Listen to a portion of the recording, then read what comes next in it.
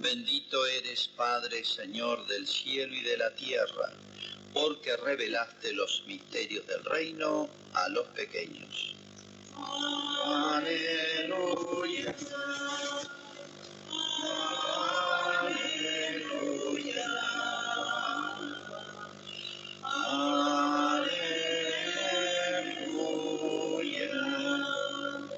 El Señor esté con ustedes. Evangelio de nuestro Señor Jesucristo según San Mateo. Jesús propuso a la gente esta parábola. El reino de los cielos se parece a un hombre que sembró buena semilla en su campo. Pero mientras todos dormían, vino su enemigo, sembró cizaña en medio del trigo y se fue. Cuando creció el trigo y aparecieron las espigas, también apareció la cizaña. Los peones fueron a ver entonces al propietario y le dijeron: Señor, ¿no habías sembrado buena semilla en tu campo? ¿Cómo es que ahora hay cizaña en él? Él le respondió: esto lo ha hecho algún enemigo. Los peones replicaron: ¿quieres que vayamos a arrancarla? No, les replicó el dueño, porque al arrancar la cizaña corren el peligro de arrancar también el trigo. Dejen que crezcan juntos hasta la cosecha, y entonces diré a los cosechadores: arranquen primero la cizaña y átenla en manojos para quemarla, y luego recojan el trigo en mi granero. También les propuso otra parábola. El reino de los cielos se parece a un grano de mostaza que un hombre sembró en su campo. En realidad, esta es la más pequeña de las semillas, pero cuando crece es la más grande de las hortalizas y se convierte en un arbusto de tal manera que los pájaros del cielo vienen a cobijarse en sus ramas. Después le dijo esta otra parábola. El reino de los cielos se parece a un poco de levadura que una mujer mezcla con gran cantidad de harina hasta que fermenta toda la masa. Todo esto lo decía Jesús a la muchedumbre por medio de parábolas, y no les hablaba sin ellas, para que se cumpliera lo anunciado por el profeta. Hablaré en parábolas, anunciaré cosas que estaban ocultas desde la creación del mundo. Entonces, dejando a la multitud, Jesús regresó a su casa y sus discípulos se acercaron a él. Y le dijeron: explícanos la parábola de la cizaña en el campo. Él les respondió: el que siembra la buena semilla es el Hijo del Hombre. El campo es el mundo. La buena semilla son los que pertenecen al reino. La cizaña son los que pertenecen al maligno. Y el enemigo que la siembra es el demonio. La cosecha es el fin del mundo, y los cosechadores son los ángeles. Así como se arranca la cizaña y se quema en el fuego, de la misma manera sucederá al fin del mundo. El Hijo del Hombre enviará a sus ángeles, y estos quitarán de su reino todos los escándalos y a los que hicieron el mal, y los arrojarán en el horno ardiente. Allí habrá llanto y rechinar de dientes. Entonces los justos resplandecerán como el sol en el reino de su Padre. El que tenga oídos, que oiga. Es palabra del Señor.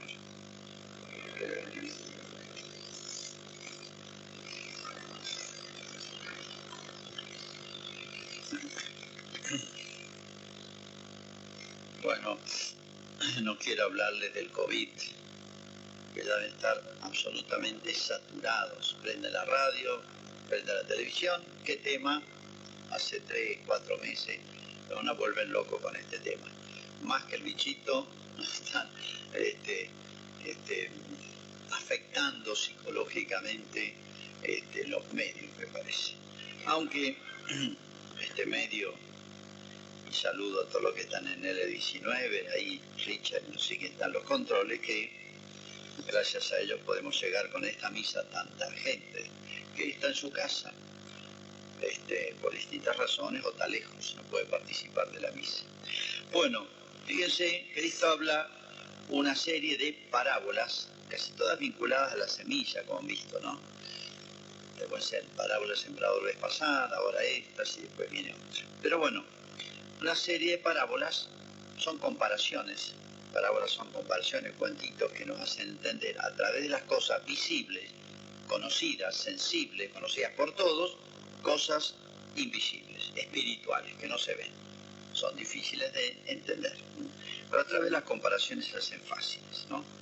Fíjense que de todas las que les habló Jesús, varias, los apóstoles le preguntaron, cuando estuvieron más en intimidad con Jesús, explícanos la parábola de la cizaña. O sea, de todas, esta es la que le quedó más, le creó más dudas a los apóstoles. Y bueno, sí, creo que nosotros también. Y lo planteo en términos más modernos. Es difícil entender que el mal en el mundo, muchos ven el mal en el mundo y ya creen que no hay Dios. O mucho más cuando descubren defectos en la iglesia. Sean un cristiano cualquiera, va a la iglesia y se portó mal, es una macana. Más cuando hay un sacerdote en juego, mucho más cuando hay un obispo. Y hasta podría decirme, hasta cuando los papas pueden hacer alguna macana en la historia, lo han hecho. Y sí, está compuesta de hombres. Dice San Agustín, la cizaña y el trigo está no solamente en el campo, en los laicos, y lo decía San Agustín, que era obispo, que dice, también están las sillas episcopales, el trigo y la cizaña. Pero eso no nos llame la atención. San Pedro, en alguna manera, en algún momento fue cizaña, se portó mal, y Judas no le cuento, y eran sacerdotes, que además iban a ser de los elegidos. Todo esto no les llame la atención, ni digan la iglesia, diga un miembro de la iglesia, un cristiano, un sacerdote, un obispo, lo que sea. No digan la iglesia, digan uno. Si un médico hace una macana, no digan la medicina, no, digan un médico hizo una mala praxis, ¿no? Bueno, pero vamos a explicar un poquito, vamos a ayudar un poquito más, no dando datos del COVID, opiniones, sino partiendo de esta reflexión que me parece que a mí me afecta mucho, por lo menos, me impacta y creo que a todos, que uno tiene la sensación al tener tantas noticias del mundo, hay una situación rara. El mundo está en una crisis, digamos. No solamente una crisis de la ciencia, que no sabe qué hacer con este bichito. Tanto adelantado la ciencia, la tecnología, unos avances que uno dice, ya bueno, todo se le ha sometido al ser humano, maneja todo con poder tecnológico y la ciencia, y resulta que este bichito que no se puede ver nos tiene locos a todos, a todo el mundo. No solamente es una humillación para el hombre esto, ¿no?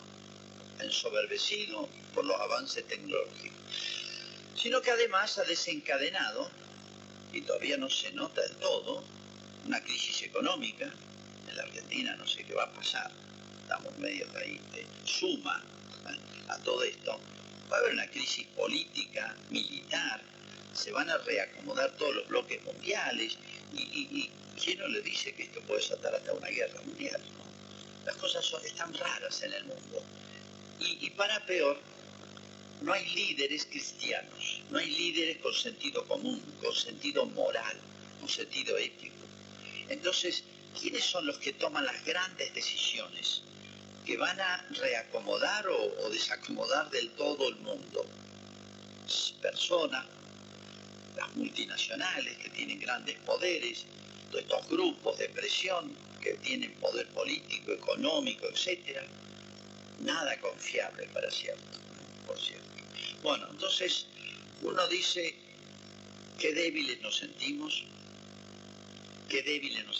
frente a estas fuerzas enormes, inmensas, desconocidas, que en vez de sacarnos de la crisis, nos van a hundir más en sus propios beneficios, como pasa siempre. Cuando el mundo se asienta en malas bases, no pueden esperarse buenas consecuencias, soluciones, ni remedios a todo esto. Y uno dice, bueno, padre, entonces para desesperarnos más. No, esto ha pasado muchas veces en la historia. Y Jesús ya lo sabe. Por eso, antes de venir Jesús, en esos 1000 y pico de años, 1800 y algo, la historia de Israel, que la desconocemos mucho, pero es la historia de ese pueblito que arranca con una familia, la familia de Abraham, y llega hasta Cristo, pasando por 1000 crisis internas y mundiales. Siempre vivió entre imperios, el imperio egipcio, el imperio caldeo, el imperio persa, el imperio griego, el imperio romano, siempre era un paisucho pequeñísimo, infinitesimal, en medio de grandes imperios que tenían ambiciones de ocupar territorios. Y Dios le dio esta consigna, siempre: nunca busquen alianza con uno para defenderse del otro. ¿Por qué aliarse a una banda de bandidos para defenderse de otra banda de bandidos? No, confíen en Dios. Entonces, Israel era una figura de la iglesia, era una figura de los cristianos, miembros de la iglesia. Siempre vamos a tener la impresión de que somos una minoría débil. Y siempre que confió Israel en Dios en serio, le fue bien.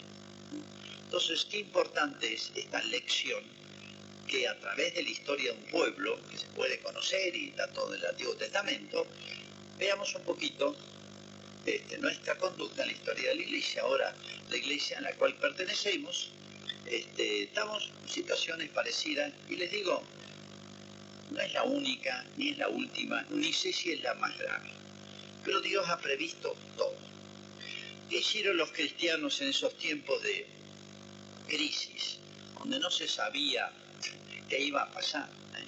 Porque uno dice, bueno, no quiero ahondar en las preocupaciones, pero hay tantas contradicciones, preguntas sin respuestas, idas y venidas, bueno, en todo sentido, no solamente en lo sanitario, sino en lo económico, en lo político, en tantos ámbitos. O sea, lo abarco todo en esta situación fea, rara, de crisis.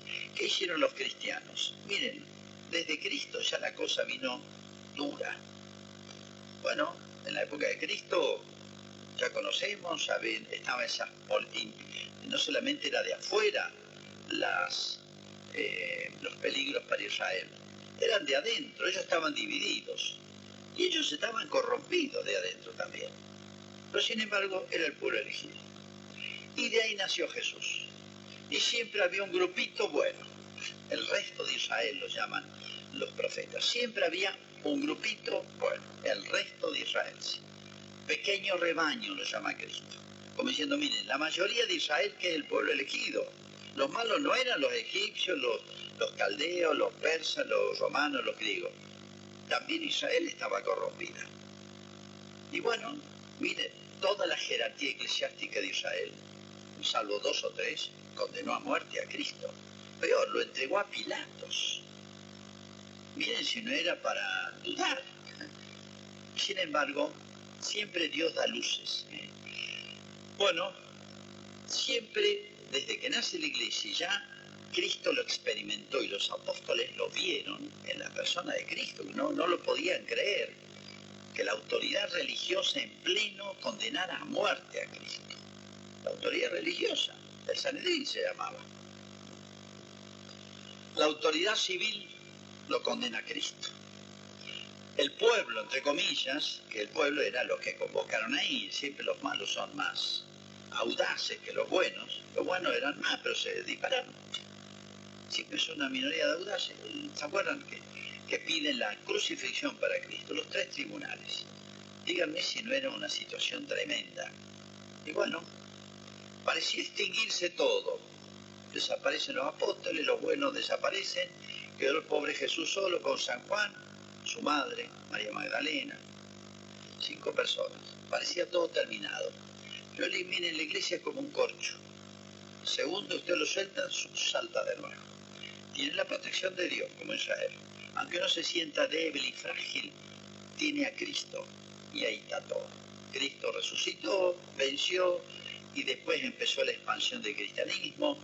Hubieron mártires, ya les he dicho tantas veces, los 300 primeros años de la iglesia fue entre dificultades no pequeñas.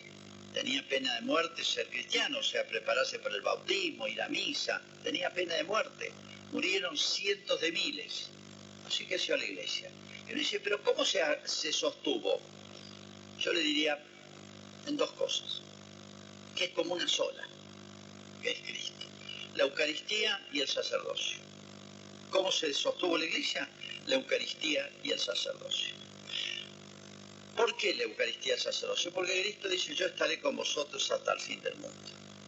En la persona del sacerdote, del buen sacerdote, porque pueden haber malos sacerdotes, ahí está Cristo. Y la Eucaristía, porque ahí está Cristo. Dicen los Hechos de los Apóstoles, que ya una vez que Cristo se fue al cielo, ya imagínense cómo lo habrán extrañado, se sentían apoyados en él, seguros en él. Y ya Cristo se fue, pero digo, yo estaré con vosotros. Y dice que los cristianos, que pensaban que iban a pasar la misma de Jesús, o sea, los iban a juzgar y condenar a muerte, dice, vivían unidos, aferrados, dice, a la enseñanza de los apóstoles, lo que les enseñó Jesús. Todos estos grandes temas que nos iluminan la vida, nos iluminan en tiempo de oscuridad, en la fracción del pan, la misa, se llamaba en esa época la fracción del pan, las oraciones, y en la oración a Cristo. Bueno, la misa y el sacerdote y la Eucaristía somos inseparables. No hay Eucaristía sin sacerdocio, y el sacerdocio es principalmente para la Eucaristía. Por eso, sea cual fuera las crisis que ha pasado la Iglesia, la humanidad, los cristianos, como quieran llamarlo, pueden ser guerras tremendas como las guerras mundiales, persecuciones, como han habido tantas, epidemias, hambre, carestía, conflictos, siempre hay que buscar a Cristo. ¿Y a dónde? En la Eucaristía y el sacerdocio. Pero voy a marcar más puntualmente cómo tomaron los cristianos de esos tiempos difíciles que son como un modelo para nosotros, cómo vivió la Iglesia, cómo conservó, cómo tomó a la Eucaristía el sacerdocio. Primero, era una presencia viva. La Eucaristía, la misa, es una presencia viva, invisible, de Cristo. Invisible solamente se hace visible en los signos, como ya voy a explicar, pero nadie dudaba de que estaba Cristo vivo y presente entre los cristianos. ¿Por qué? Porque Cristo dijo, yo estaré con vosotros hasta el fin del mundo. Y hay una frase muy linda de San Pablo, cuando lo llevan preso. A San Pablo lo llevan preso y para que no lo maten los judíos, lo odiaban y lo iban a matar, él pide ser juzgado en Roma, por la justicia romana, no judía, romana, que era más sensata que la judía. Parece mentira. Entonces lo llevan hasta Roma. Un piquete soldado lo va llevando a Roma y se lo van pasando de una autoridad al otro. Y es hermoso el momento, uno le transmite el preso, le entrega el preso a otro y le explica la causa. Dice, este Saulo de Tarso, un judío, cuya delito es creer en un tal Jesús a quien lo mataron. Pilato lo mató, pero él dice que está vivo. Él dice que está vivo, pues esto es un loco, lo mataron, y si lo mataron está muerto, ¿no? Pero él dice que está vivo. Para un romano, dice, bueno, es un loco. ¿Quién le vamos? Y lo absolvieron en Roma, y obviamente. Él dice que está vivo, fíjense, él lo había visto. Para los cristianos, Cristo estaba vivo y estaba presente, y se agarraban de Cristo. ¿Y de qué manera? La Eucaristía. ¿Y de quién dependía la Eucaristía? Del sacerdote, del sacerdocio y la Eucaristía. Primer gran tema, Cristo estaba vivo.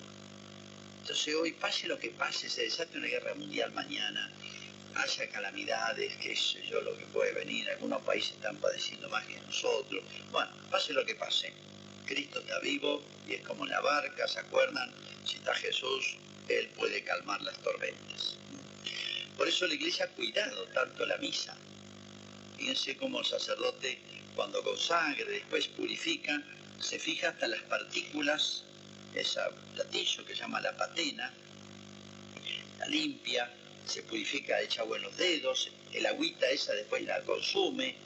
Cuando se seca el cáliz, eso que se llama purificador, tiene un proceso especial de lavado, siempre por si hay partículas. O sea, esa presencia viva de Jesús, real y viva en la iglesia, en la Eucaristía, está hasta en esas partículas que pueden desprenderse de las hostias más grandes. Por eso la iglesia cuidó tanto la misa, la Eucaristía. En primer lugar eso. Segundo, uno dice la misa es un rito. Ustedes a Jesús no lo ven, yo tampoco lo veo. Pero está representado, por así decir, está significado, está contenido en los signos. Está. Es como si yo pusiera un telón, una cortina, y atrás de la cortina hay una persona. Ustedes no la ven, pero saben que está. Porque saben que esa cortina la ha cubierto, pero saben que hay una persona viva allá atrás. Bueno, es algo parecido. Los signos litúrgicos son muy importantes porque los signos expresan quién está. El pan y el vino son signos que eligió Jesús. El sacerdote es una persona, un ser humano. Representa uno a Jesús. Por eso se reviste ornamento, como decir, ya desaparezco, no voy con mi ropa privada. Nos ponemos los ornamentos. Es como decir, ahora aparece Jesús, sale de la sacristía Jesús. Uno lo representa y, digamos, está como presente a través del sacerdote. El pan y el vino está real y sustancialmente presente. Pero hay otros signos. Las velas, las palabras son signos también, todo eso.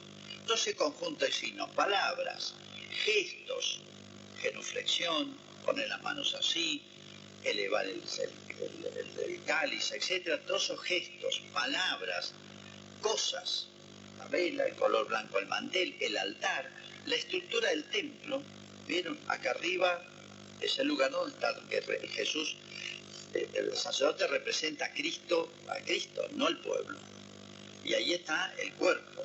Acá está la cabeza, Cristo. Ahí está el cuerpo. Eso es el templo.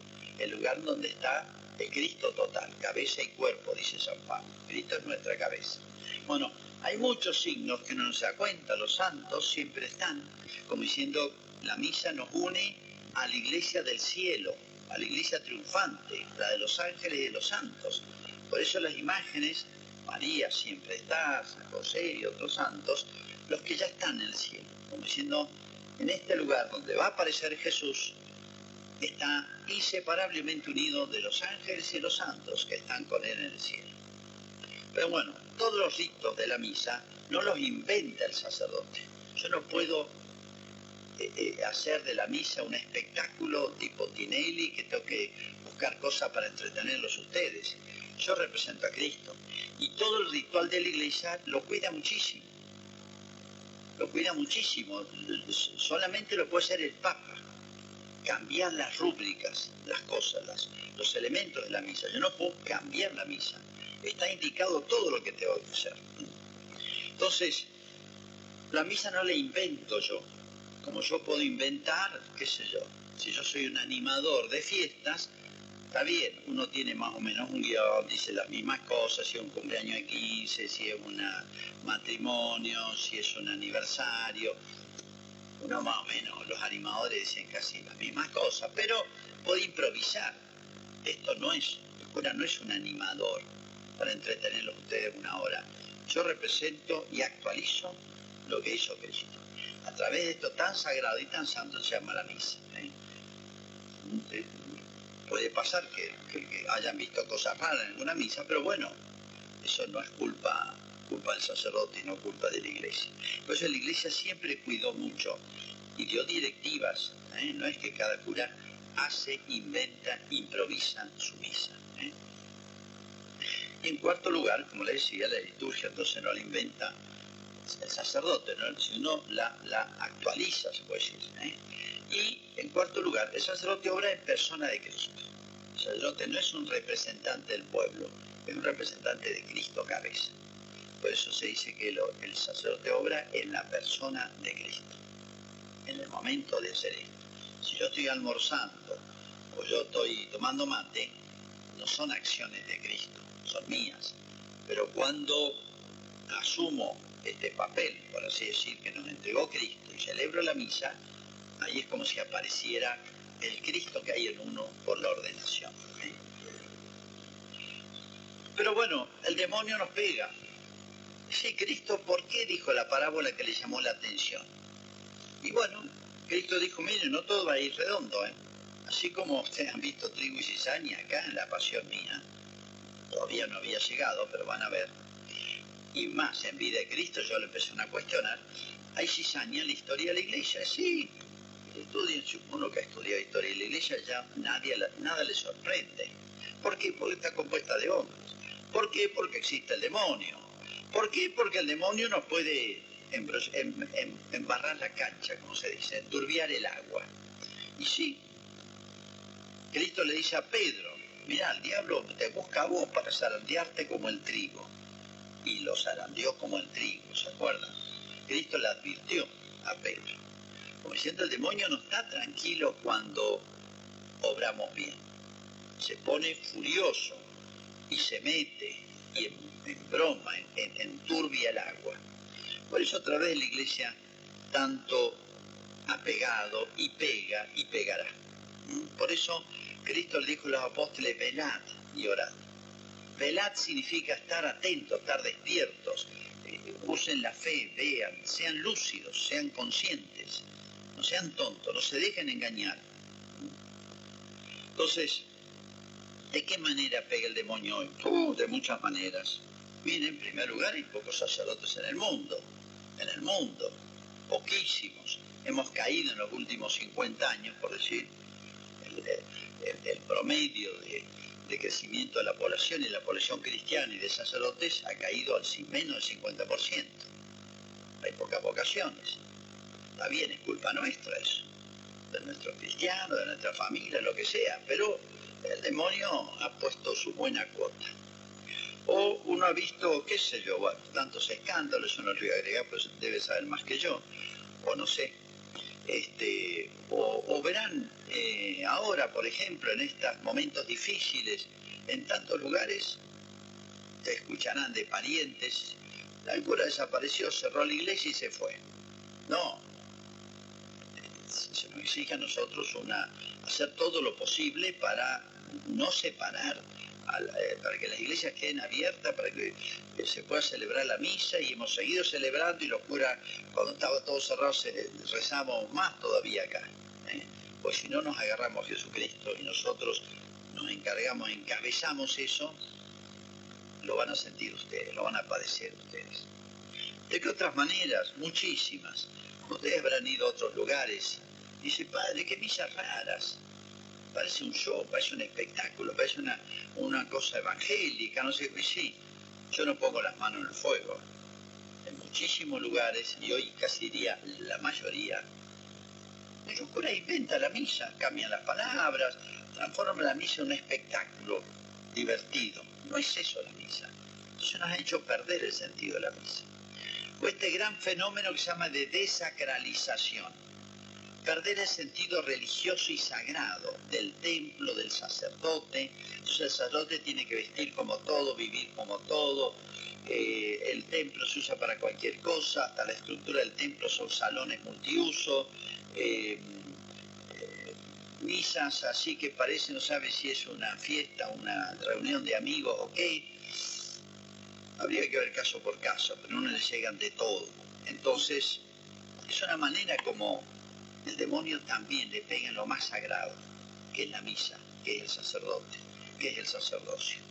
¿Que ha defeccionado la iglesia? No.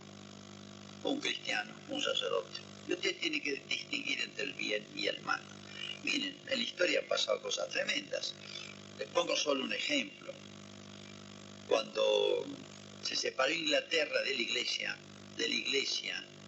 y el rey se peleó con el Papa porque no le quiso anular el matrimonio. Y el Papa le dice, no puedo mentir, no puedo decir una cosa. Bueno, está bien, separó toda Inglaterra de la iglesia. Y después, más adelante, le dijo a todos los obispos, miren, o se someten a mí, yo soy la autoridad ahora, usted no es el Papa. O los meto presos o les corto la cabeza. Salvo un obispo, que es San Juan Fischer, que lo mataron. Todos los demás obispos se separaron de Roma. Todo el episcopado. Y detrás de los obispos, los sacerdotes. Y detrás de los sacerdotes, los laicos. Pero no todos. Muchos se dieron cuenta, reaccionaron y dijeron, bueno, acá no es la iglesia que defeccionó. son los sacerdotes y son los obispos, pero imagínense qué situación para los ingleses católicos. Fue terrible esa prueba. No es la primera vez, podría poner cientos de ejemplos. Pero ahí todo el episcopado, menos uno, San Juan Fisher, búsquenlo, van a ver la situación que tuvo que vivir. Quedó solo. Otra vez se ha pasado. Defeccionó, se acabó, perdió, desapareció la iglesia. No, debe ser en todo caso un cristiano, 2 sacerdotes, obispos, pero la iglesia sigue adelante. Pero el demonio pega ahí, porque si pega ahí, cae todo lo demás. Y bueno, y siguió adelante, y tantos santos mártires y confesores hará. Bueno, tenemos que vivir siempre pensando como Jesús termina la parábola, que puede ser impresionante, pero es muy consolador.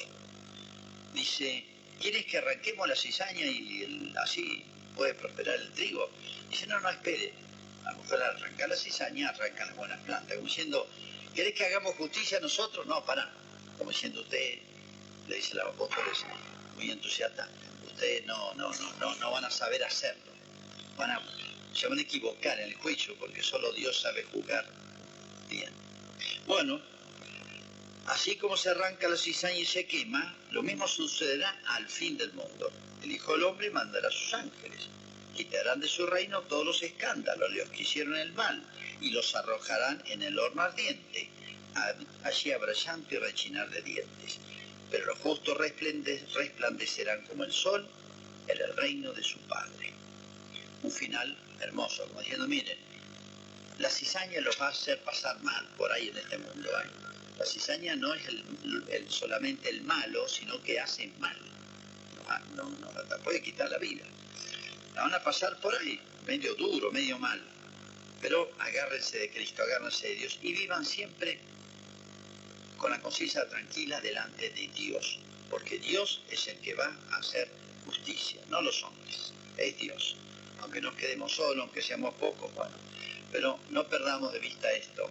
En estos días de pandemia uno puede haberse acostumbrado a separarse un poquito por necesidades, por temores de la iglesia, de la Eucaristía, de la misa, del sacerdocio.